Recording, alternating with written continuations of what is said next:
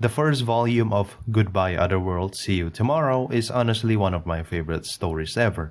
It's an isekai that feels nothing like most of them, where escapism would be the last thing to think of when you hear the setting.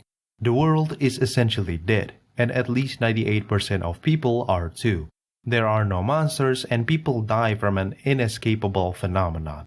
It's not a world where people fight monsters or each other to survive, but rather the lingering question, what do I want to achieve from staying alive?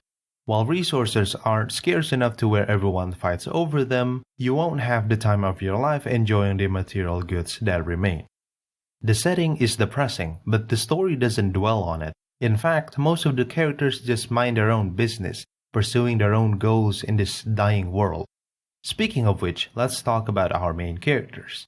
Keisuke was brought to this world for unknown reasons, and after wandering alone for some time, he meets a half-elf named Nito. They would later make a deal to travel together until she could meet a witch, whom she heard would answer any question correctly, but only once for each person. With this goal in mind, they travel through the deserted landscape and meet some characters along the way, learning why they decided this kind of life is worth living for. Oftentimes, I couldn't connect with supposedly emotional stories, as a lot of them simply rely on tons of sad backstories and tragic events, hoping at least one would stick and get you to cry. But the majority of the dialogue here is lighthearted, with oddly detailed cooking parts. So it's pretty surprising I almost goddamn cried when finishing Chapter 4.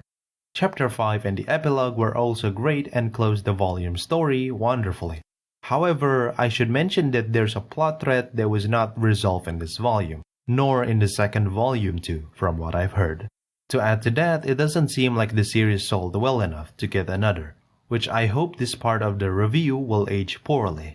I do think this first volume is still a solid self-contained experience that you should give a chance.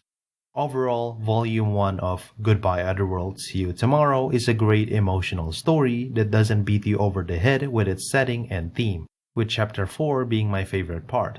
The story stays in my mind even months after finishing it.